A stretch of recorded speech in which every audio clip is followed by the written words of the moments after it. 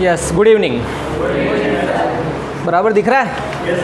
हाँ, कैमरे में या मतलब स्क्रीन पे पढ़ रहे हो तुम? पूरा दिख रहा हूँ, धन्यवाद। चलो, कल लास्ट टॉपिक क्या ख़त्म किया था अपन ने? अर्थव्यवस्थाओं के प्रकार हमने लास्ट पढ़े थे, है ना, टाइप्स ऑफ द इकोनॉमीज, जिसमें 3 टाइप की इकोनॉमीज हमने पढ़ी थी, कैपिटलिस्ट, सोशलिस्ट और मिक्स्ड। हिंदी में कहेंगे तो पूंजीवादी, समाजवादी और मिश्रित। ठीक है, अब उसको अपन रिवाइज नहीं करेंगे क्योंकि रिवीजन के लिए ये है ना। मंडे से आपको ये सिस्टम भी मिल जाएगा रिवीजन के लिए। तो अपन आज जो नया टॉपिक स्टार्ट करने जा रहे हैं, उस टॉपिक का नेम है प्रोडक्शन पॉसिबिलिटी कर्व, या इसको बोलते हैं फ्रंटायर।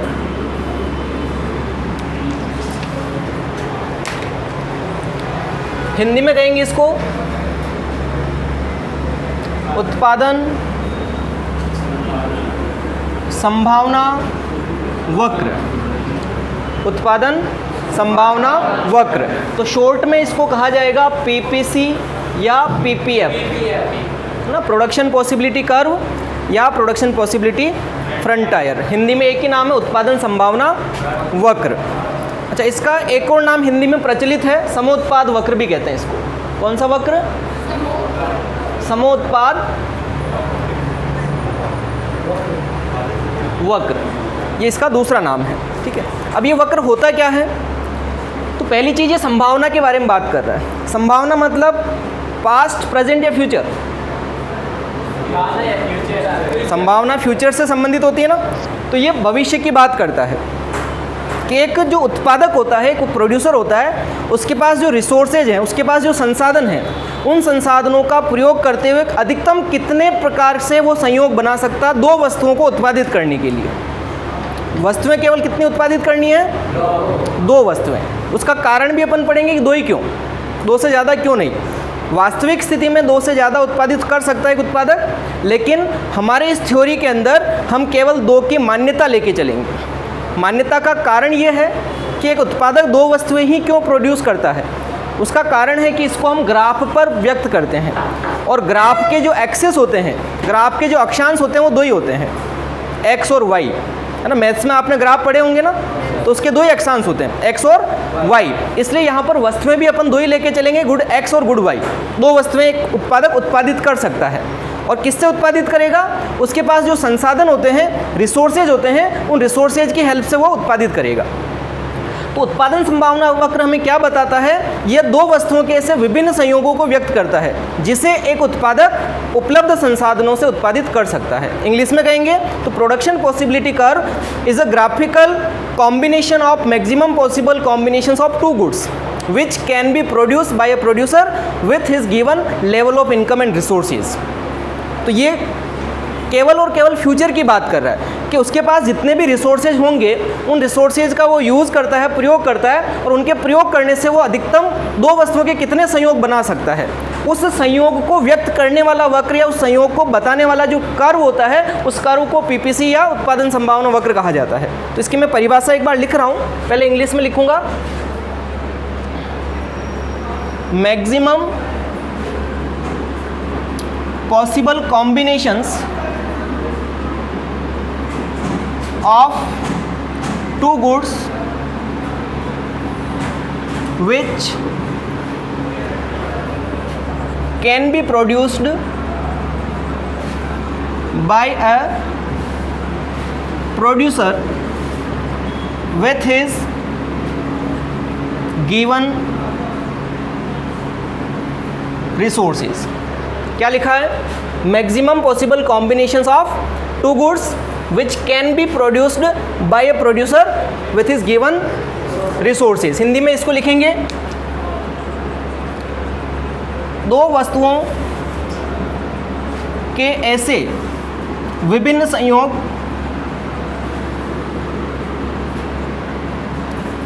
जिन्हें एक उत्पादक जिन्हें एक उत्पादक दिए गए संसाधनों से उत्पादित कर सकता है।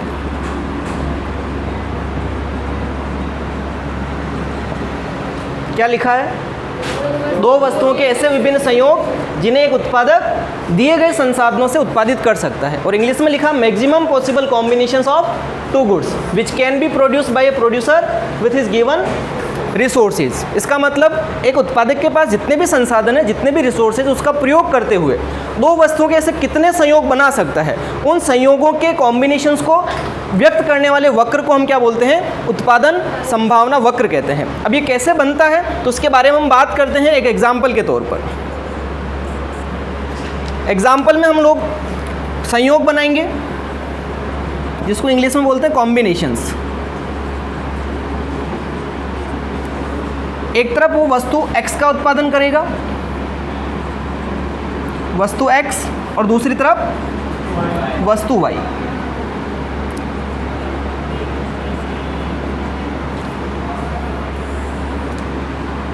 उसके पास जो भी संसाधन है, कितने हैं अपन को पता नहीं है, लेकिन जो होंगे वो स्थिर होंगे।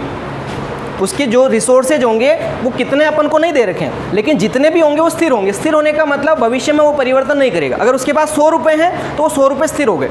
उसमें अब आने वाले टाइम पर जब ये अपन संयोग बना रहे तब कोई परिवर्तन नहीं होना चाहिए। अगर वो ज़मीन का टुकड़ा है उसके पास तो वो भी उसका एक संसाधन है। तो जितना ज़मीन का टुकड़ा होगा 1 हेक्टेयर है, तो वो जब तक अपन ये संयोग बनाएंगे उसके पास 1 हेक्टेयर ही मान के चलना है। उसमें किसी भी प्रकार का कोई परिवर्तन नहीं होना चाहिए, वो कांस्टेंट रहेगा। यानी कि संसाधन जो होंगे उसके पास, रिसोर्सेज होंगे, वो क्या होने चाहिए? कांस्टेंट होने चाहिए, यानी स्थिर होने चाहिए। उसमें कोई परिवर्तन नहीं करेगा। तो अपन भी ये मान्यता ले रहे हैं कि एक उत्पादक के पास जितने भी रिसोर्सेज हैं, जितने भी संसाधन, वो क्या है? कांस्टेंट है। कितने भी हों अपन को पता नहीं है, लेकिन जितने भी हैं वो कांस्टेंट, उसमें कोई परिवर्तन हम लोग नहीं करेंगे। अब संयोग क्या बनाते हैं? जैसे माना कि वो सोचता है कि मैं x का 0 उत्पादन करता हूँ। कितना? 0 उत्पादन। तो x का वो 0 उत्पादन कर रहा है और मान लो इसका वो 20 इकाइयों का उत्पादन कर रहा है। ये उसने अपने मन से अपन ने बनाया है, संयोग है ये कि x की वो 0 इकाइयाँ बनाता है जो उसके पास संसाधन उससे, और 20 y वस्तु की 20 यूनिट्स वो प्रोड्यूस करता है। अब वो सोचता है कि मैं संयोग को चेंज करूँ, है ना, इसको मैं परिवर्तन करना चाहता हूँ। तो परिवर्तन करने के लिए वो संयोग b बनाएगा, और संयोग b पर वो सोचेगा कि मैं x की एक वस्तु बना लूँ, यानी x की एक इकाई का प्रोडक्शन करूँ, और y का भी मुझे प्रोडक्शन करना है।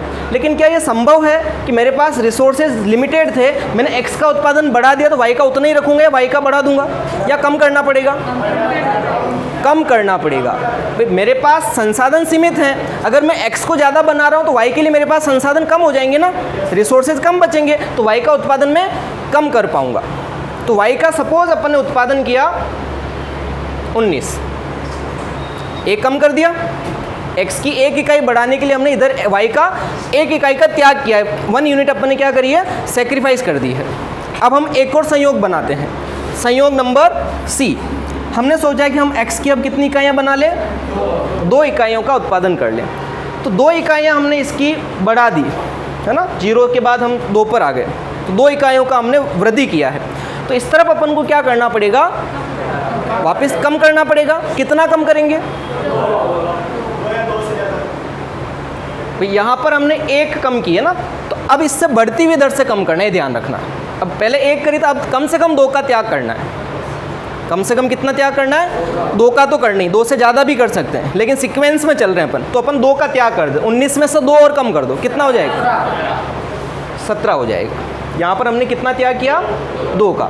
अब एक संयोग अपन और बनाते हैं d, और यहाँ हमने कितनी इकाइयाँ x की बनाएंगे? 3। तो x की 3 बना रहे हैं, इधर y की 2 पर 17 थी, तो अब वापस इसको भी क्या करना पड़ेगा? कम करना पड़ेगा। तो कम करेंगे तो कितनी कम करेंगे? यहाँ पर हम 3 इकाइयाँ कम कर देंगे। 17 में से 3 गए 14। एक संयोग अपन और बनाते हैं, यहाँ पर हम इसकी 4 इकाइयाँ बनाते हैं। तो 4 इकाइयाँ इसकी बनाएंगे, तो यहाँ पर त्याग करके कितना करना पड़ेगा? 10। फिर अपन एक संयोग और बनाते हैं f, यहाँ हमने बना दिया 5, तो यहाँ पर कितना हो जाएगा? 5 का त्याग करेंगे, तो 5 त्याग कर दी तो 5 रह गई। हमने एक F के बाद क्या आएगा G, एक संयोग और बना दिया, G पर कितना हो जाएगा 6। यहाँ हम कितने का त्याग कर पाएंगे 6 का कर पाएंगे क्या, नहीं कर पाएंगे। तो अगला संयोग हमारा बनेगा ही नहीं, अपना लास्ट संयोग यही खत्म हो गया, है ना। ये हमारा संयोग था। अब तो अधिकतम संयोग F तक ही बना, इसके आगे हमारा संयोग नहीं गया। उसका कारण है कि इसकी इकाइयाँ हम जितनी त्यागनी थी उतनी त्याग चुके हैं। अब अगर त्यागेंगे 6 तो माइनस में चला जाएगा, जो पॉसिबल नहीं है ना, माइनस में इकाइयाँ नहीं हो सकती है। इस वजह से एक वस्तु के ये विभिन्न संयोग उसने बना लिए। तो ये जो विभिन्न संयोग अपन ने लिखा है, इसमें 2 वस्तुओं के ऐसे विभिन्न संयोग, तो विभिन्न संयोग ये है और वस्तुएं कितनी है 2 है। और ये 2 वस्तुओं के जो संयोग बनाए उसके संसाधनों के साथ बनाए, उसके पास जितने रिसोर्सेज थे उनका यूज़ करते हुए उसने संयोग बनाए हैं। ये सब काल्पनिक आंकड़े हैं, अज्यूम्ड या हाइपोथेटिकल डेटा हैं, जो हमने केवल माने हैं क्या ऐसा होता है ना। तो ये जो संयोग बना है ये संयोग पीपीसी है, लेकिन ये डायग्राम नहीं है, ये टेबल है। तो इसको हम पीपीसी का सेट बोलते हैं, है ना। उत्पादन संभावना वक्र की तालिका है, ये टेबल है। अब इस डेटा को अपन कहाँ प्लेस करेंगे, ग्राफ पर प्लेस करेंगे, और उससे जो डायग्राम बनेगा वो डायग्राम क्या होगा, उत्पादन संभावना वक्र बनेगा। मैं इसमें एक बार के लिए डेटा को थोड़ा सा इसको चेंज कर रहा हूँ, यहाँ पर मैं लास्ट 0 तक लेके आ रहा हूँ, है ना। इधर 0 तो मुझे इधर भी 0 चाहिए, डायग्राम सही बन जाएगा, इसलिए तो मैं इसके डेटा थोड़े से चेंज करके इसको 0 पे प्लेस कर रहा हूँ। मैं 15 से स्टार्ट कर रहा हूँ इसको, कितने से 15 से। देखो 15 के बाद कम करो 1, 14, 14 के बाद 2 कम करो, फिर 3 कम करो, 9 या 8, 9, फिर 4 कम करो, फिर 5 कम करो, हो गया 0, है ना। 1, 2, 3, 4, 5 का सेक्रीफाइस।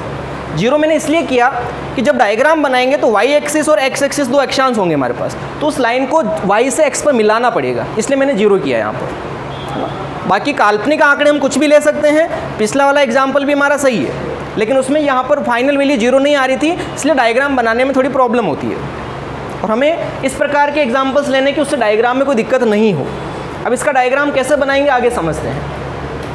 2 वस्तुएं हैं तो हमारे पास अक्षांश भी कितने होते हैं, 2 होते हैं, x और y। ये कौन सा अक्षांश है, और इधर y, ये क्या है 0, मूल बिंदु ओरिजिन, है ना। x वस्तु की जो इकाई है 0 से लेकर के 5 तक वो किधर लिखनी है, x की तरफ लिखनी है। तो 0 के बाद 1, 2, 3, 4, 5। y की भी 0 से 15 तक है, तो 3 का गैप लेके लिख रहा हूँ मैं, क्योंकि जो पैमाना होता है, स्केल होती है, वो तो इक्वल चलती है। ऐसा नहीं कि मैं यहाँ 0 है, 5 है, 9 ऐसे लिख दूँ, ये लिखने नहीं अपन को। स्केल जो चलता है वो हमेशा इक्वल चलता है। ग्राफ के ऊपर कॉलम फिक्स होते हैं ना, तो स्केल हमेशा सेम रहेगा। तो मैं 3 का स्केल ले रहा हूँ, पैमाना जो ले रहा हूँ कितने का ले रहा हूँ, 3 का ले रहा हूँ। तो 0 से 3 के बाद 6 के बाद 9 के बाद 12 के बाद 15, ठीक है। अब अपन को कैसे करना है, भाई पहला संयोग A है जिस पर x की 0 इकाइयाँ, तो x की 0 इकाइयाँ यहाँ पर देखनी है, और y की कितनी है 15। तो 0 के ऊपर 15, ये पहला पॉइंट यहाँ पर ऐसे मार्क करेंगे, समझ में आ गया, 0 पर 15। अब दूसरा संयोग B है, 1 पर 14, 1 पर 14, 15 से थोड़ा नीचे कर सकते हैं, इधर से 1 ऊपर से 14,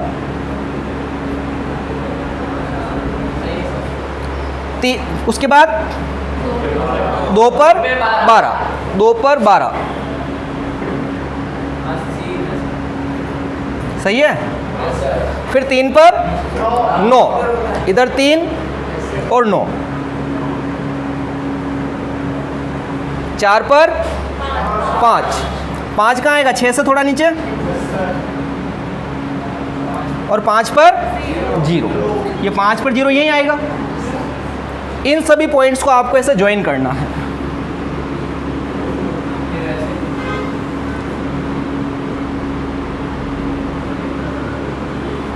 ये जो लाइन बनी है, इस लाइन का नाम क्या है, PPC। और ये जो पॉइंट जितने भी हैं A, B, C, D, E और F, ये जो संयोग हमने बनाए थे A, B, C, D, E, F, ये सारे के सारे संयोग हैं, ठीक है। अब आप लोग, मैंने कल कहा था नोटबुक लानी है, तो उसको ओपन करो। ये एग्जाम्पल, ये डेफिनेशन, एग्जाम्पल और ये डायग्राम, ये आपको नोट करना है, तब तक आपका वीडियो पॉज रहेगा।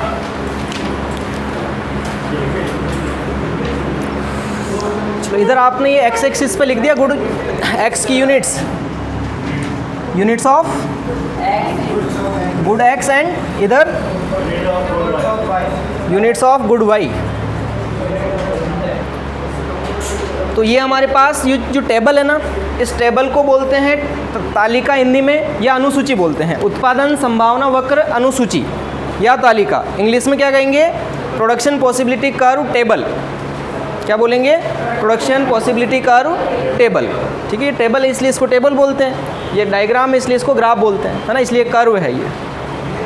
इसके बाद क्या हिंदी में इसको तालिका या अनुसूची कहते हैं। ये जो सारणी है तालिका या अनुसूची, इसका तो नाम लिखा ना ऊपर, उत्पादन संभावना वक्र पीपीसी। ठीक है, अब आगे एक चीज़ अपन पढ़ने वाले हैं, जैसे डायग्राम है हमारे पास, एफ कॉम्बिनेशन तो हमने बना दी है। अगर मैं कॉम्बिनेशन यहाँ पर मार्क कर देता हूँ, एफ के बाद क्या आएगा? जी। जैसे यहाँ मैंने लिखा जी है और एक लिखा मैंने यहाँ पर एच, ये दो कॉम्बिनेशन हमने और बनाए। तो एक तो इस उत्पादन संभावना वक्र यानी पीपीसी के बाहर है और एक अंदर है। तो जो चीज़ बाहर है, इस पॉइंट पर जाने के लिए इस डायग्राम को ऐसे यहाँ ऐसा बनाना पड़ेगा ना, तभी तो ये पॉइंट हमारी इस लाइन पर आएगा। तो ऐसे बनाने का मतलब इकाइयाँ जैसे इसकी 5 है तो यहाँ मान लो 6 हो गई, बढ़ेगी, और इसकी भी 15 है तो यहाँ मान लो 20 हो गई, तो बढ़ेगी ना इकाइयाँ। तो हमारे पास इकाइयाँ बढ़ानी है और बढ़ाने के लिए संसाधन बढ़ाने पड़ेंगे। हमने पढ़ा था हमारे संसाधन जो है, रिसोर्सेज, वो क्या है?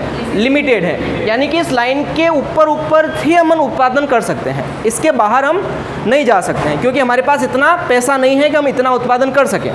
तो ये जो जी पॉइंट है, ये जी पॉइंट कहलाता है अनअटेनेबल पॉइंट, अप्राप्य संयोग है। ये हमारे पास जो संसाधन है, रिसोर्सेज हैं, उनके आधार पर हम इस जी पॉइंट को प्राप्त नहीं कर सकते हैं। ये क्या है? अनअटेनेबल पॉइंट है। कुछ कहा समझ में आया? ये क्या है? अनअटेनेबल या अप्राप्य संयोग है। तो आपके जो डायग्राम बनाया उसमें भी आप पॉइंट मार्क कर देना। इस तरह एक पॉइंट मार्क करो, बाहर कहीं पे भी लगा दो, चाहे ऊपर लगाओ नीचे लगाओ, कहीं पे भी लगा सकते हो, और उस पॉइंट को लिखोगे। हिंदी वाले बच्चे अप्राप्य संयोग, इंग्लिश वाले बच्चे अनअटेनेबल कॉम्बिनेशन।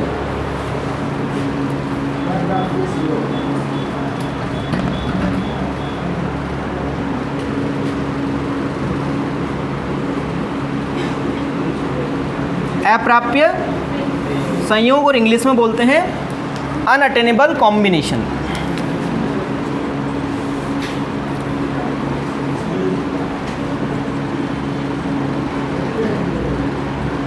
अगर एग्जाम में क्वेश्चन आता है अप्राप्य संयोग क्या होता है, तो ऐसा संयोग जो उत्पादन संभावना वक्र से बाहर हो, उसे क्या कहेंगे? अप्राप्य संयोग। इंग्लिश में कहेंगे unattainable combination is that point which lies outside the PPC, है ना। ऐसा संयोग जो पीपीसी के आउटसाइड हो, पीपीसी से बाहर हो, उसको हम बोलते हैं अनअटेनेबल कॉम्बिनेशन या अप्राप्य संयोग। इस पीपीसी के ऊपर जितने भी संयोग हैं, ए से लेकर के एफ तक, ये सब प्राप्य संयोग है। क्या है? प्राप्य संयोग। ए से लेकर के एफ तक एक प्रोड्यूसर के पास इतना पैसा है, इतने रिसोर्सेज हैं कि उनको वो क्या कर सकता है? प्राप्त कर सकता है। इसलिए ये सब के सब अटेनेबल कॉम्बिनेशन है, और अटेनेबल के साथ साथ उसके पास जितने रिसोर्सेज हैं वो 100% यूटिलाइज हो रहे हैं। इसका मतलब उसका एक भी पैसा, एक भी संसाधन खाली नहीं पड़ा है। अगर उसके पास श्रमिक हैं 5, तो 5 के 5 काम में आ रहे हैं। अगर उसके पास ज़मीन के 10 टुकड़े हैं तो 10 के 10 ज़मीन के टुकड़े वो काम में ले रहा है। यानी कि एक भी संसाधन आइडल नहीं है, खाली नहीं है। 100% संसाधनों का यहाँ पर क्या हो रहा है? यूटिलाइजेशन हो रहा है। और जो ये एच पॉइंट है, इस एच पॉइंट के हिसाब से अगर अपन देखें तो ये ऐसे बनेगा ना, अगर इसको ज्वाइन करेंगे तो ऐसे बनेगा। तो इसका मतलब इसकी 9 इकाइयाँ बना रहा है, इसकी 1.5 इकाइयाँ बना रहा है। तो जो व्यक्ति x की 5 इकाइयाँ बना सकता है, y की 15 बना सकता है, और अगर वो 9 इकाइयाँ और 1.5 इकाइयाँ बनाए, तो इस स्थिति को हम क्या कहेंगे? संसाधनों का पूर्ण उपयोग कहेंगे कि संसाधनों का अकुशलतम उपयोग कहेंगे? संसाधनों का अकुशलतम उपयोग। यानी कि ये व्यक्ति ऐसा है जो संसाधनों का 100% यूटिलाइजेशन नहीं कर रहा है, रिसोर्सेज को 100% यूटिलाइज नहीं कर रहा है। तो इस एच पॉइंट को हम बोलते हैं under utilization of the resources. H point क्या है? Under utilization of the resources. Hindi में कहेंगे संसाधनों का अकुशलतम प्रयोग। तो इस पॉइंट का नाम लिखिए under utilization of resources, Hindi में बोलते हैं संसाधनों का अकुशलतम प्रयोग। यहाँ जगह नहीं हो तो तीर का निशान बना के नीचे लिख देना, तीर का निशान बनाना आता है, ऐसे बना देना, नीचे लिख देना आराम से, संसाधनों का अकुशलतम प्रयोग। इंग्लिश में लिखेंगे अंडर यूटिलाइजेशन ऑफ रिसोर्सेज।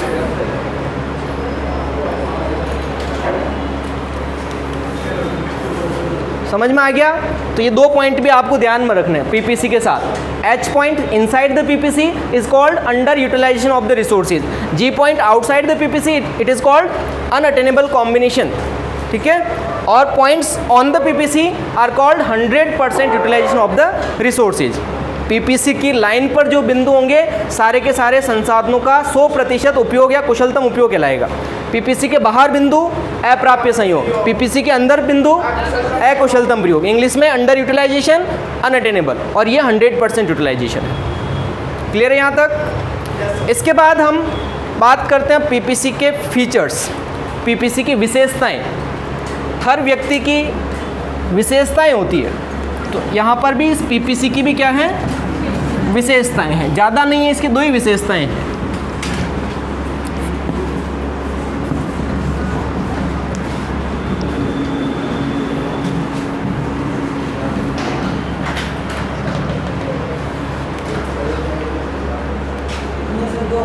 हाँ, फीचर्स ऑफ पीपीसी, हिंदी में कहेंगे पीपीसी की विशेषताएं। इसके दो विशेषताएं हैं, दो फीचर्स हैं। पहला feature, PPC is downward sloping from left to right. PPC is downward sloping from left to right. देखो आप लोग ऐसे बैठे हुए ना, और आपकी कॉपी आपके सामने है, तो ये वाला हाथ कौन सा है, लेफ्ट, और इधर वाला हाथ राइट। तो इसका जो ढलान है ना, स्लोप, वो लेफ्ट से राइट की तरफ है ना। स्लोप कैसा है, लेफ्ट से राइट की तरफ। हिंदी में कहेंगे उत्पादन संभावना वक्र का ढाल दाएं से बाएं ओर, सही बोला या बाएं से दाएं? बाएं से दाएं होता है ना।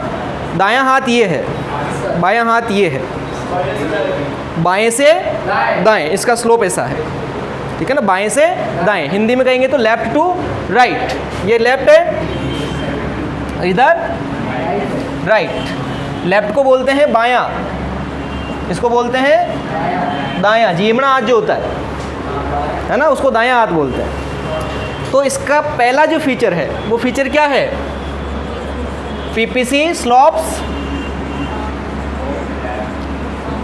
डाउनवर्ड फ्रॉम, कहां से कहां, लेफ्ट टू राइट। हिंदी में क्या बोलेंगे, पीपीसी बाएं से दाएं ऋणात्मक ढाल का होता है। यहाँ डाउनवर्ड है ना, इस डाउनवर्ड का मतलब ऋणात्मक, स्लोप इसका नीचे की तरफ है, तो इसको बोलते हैं ऋणात्मक ढाल का होता है।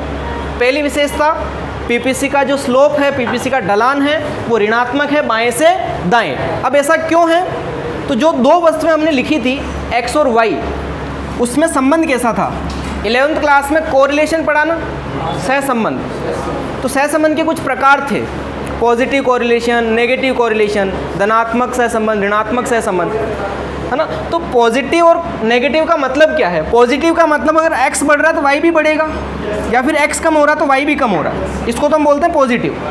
और नेगेटिव किसको बोलते हैं, अगर एक बढ़ रहा तो दूसरा कम हो, ये कम हो रहा तो ये बढ़े, इसको बोलते हैं नेगेटिव। अभी जो हमारे पास x और y वस्तुएं हैं, इसमें x की इकाइयाँ हमने क्या की, x की इकाइयाँ बढ़ी है और y की कम करी है। तो x बढ़ रहा है और y कम हो रहा है, संबंध कैसा, ऋणात्मक, इसलिए इसका ढाल कैसा है, ऋणात्मक। दो गुड्स हैं x और y, और दोनों के बीच में नेगेटिव रिलेशन है, क्योंकि x बढ़ रहा है तो y कम हो रहा है, इस कारण से नेगेटिव है, और इसी कारण से इसका स्लोप भी नेगेटिव है, डाउनवर्ड है। पॉजिटिव स्लोप जो होते हैं डायग्राम के, वो ऐसे होते हैं, नीचे से ऊपर की तरफ जाते हैं, इसको पॉजिटिव या धनात्मक ढाल बोलते हैं। तो ये भी पानी यहाँ से डालेंगे तो नीचे ही आएगा, इधर भी पानी डालेंगे तो नीचे ही जाएगा, लेकिन ये मूल बिंदु से अपन को देखना है कि मूल बिंदु से इसका ढलान ऊपर की तरफ है और इसका मूल बिंदु के हिसाब से देखें तो नीचे की तरफ आ रहा है। इसका ढलान कैसा है? PPC slopes downward from left to right. Hindi में कहेंगे पीपीसी बाएं से दाएं ऋणात्मक ढाल का होता है, ये इसकी पहली विशेषता है। उसके बाद दूसरा पॉइंट समझेंगे। सेकेंड फीचर है PPC is concave to its origin. Hindi में इसको कहते हैं पीपीसी, ओरिजिन मतलब मूल बिंदु, मूल बिंदु की ओर, पीपीसी मूल बिंदु की ओर नतोदर होता है। क्या होता है? नतोदर होता है। ये अब नतोदर क्या चीज़ है? देखो दो कॉन्सेप्ट हैं, नतोदर और उन्नतोदर। हम आगे एक चैप्टर पढ़ेंगे उपभोक्ता व्यवहार, उसमें एक कॉन्सेप्ट आएगा उन्नतोदर।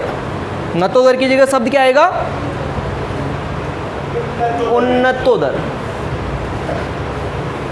तो उन्नतोदर और नतोदर में क्या फ़र्क है? इंग्लिश में इसको बोलते हैं कॉनकेव। अच्छा, आपने साइंस के अंदर इंग्लिश मीडियम वाले बच्चों ने पढ़ा होगा, कॉनकेव और कॉन्वेक्स लेंस होते हैं। हिंदी में उसको बोलते हैं उत्तल और अवतल, है ना, उत्तल और अवतल लेंस। तो उत्तल और अवतल लेंस क्या होते हैं?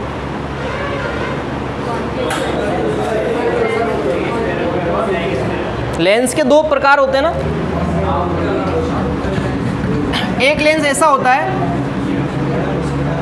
इस टाइप से, जब सूर्य की किरणें पड़ती है, जब सूर्य की किरणें पड़ती है तो सब किरणें एकत्रित हो जाती है ना, सब किरणें एकत्रित होती है, सब यहाँ पर एक ही दिशा में आती है ऐसे, और वो बिल्कुल नीचे की तरफ एक जगह आके गिरती है, जिसमें हम कुछ भी कागज़ को जलाना चाहें तो जल जाता है। ये कौन सा लेंस होता है? कौन सा होता है? उत्तल। इंग्लिश में क्या बोलते हैं इसको? इंग्लिश में क्या बोलते हैं? कॉन्वेक्स। कौन सा बोलते हैं? कॉन्वेक्स,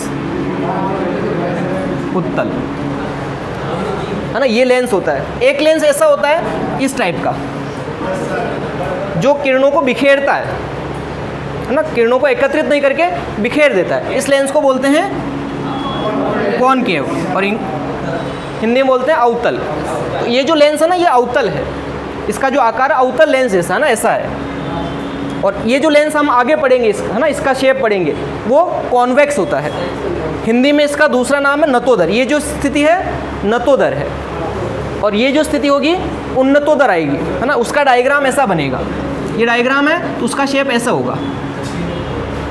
तो मूल बिंदु के हिसाब से देखना है ना, तो ये ऐसे है, इसका शेप ऐसे होगा, है ना। हाँ, अजीब तो लगेगा लेकिन धीरे धीरे रूटीन में आ जाएगा। अब इसको याद कैसे करना है? देखो हिंदी में कन्फ्यूजन है कि नतोदर शेप है कि उन्नतोदर है ना। ये कन्फ्यूजन हो जाता है बहुत सारी बार। एग्जाम में प्रश्न आता है पीपीसी का ढलान होता है, ऑप्शन 4 दीजिए, नतोदर उन्नतोदर दोनों या इनमें से कोई नहीं। तो अपने को याद कैसे करना है? देखो नतोदर को याद करने का तरीका क्या है? हम भगवान के सामने जाते हैं तो नतमस्तक होते हैं। क्या होते हैं? नतमस्तक होते हैं। और अपन ऐसे दोग देते हैं ना, तो अपन ऐसे दोग देंगे तो हमारा शेप भी ऐसे ही बन रहा है ना, शेप ऐसे ही बनेगा।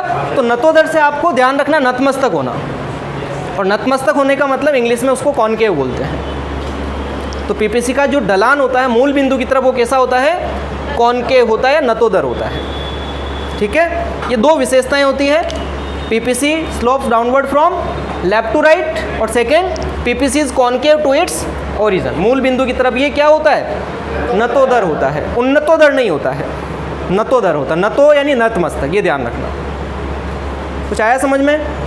चलो आज की क्लास को हम यहीं एंड कर रहे हैं। कल के जो टॉपिक्स हमारे होने वाले हैं अगली क्लास के, पीपीसी के विशेषताओं के आगे हम पढ़ेंगे पीपीसी की मान्यताएं, अजम्पशंस। इसके अलावा कल का जो टॉपिक हमारा रहेगा central problems of an economy, अर्थव्यवस्था की केंद्रीय समस्याएं, वो लास्ट टॉपिक इस चैप्टर का, फिर ये चैप्टर खत्म हो जाएगा। ओके।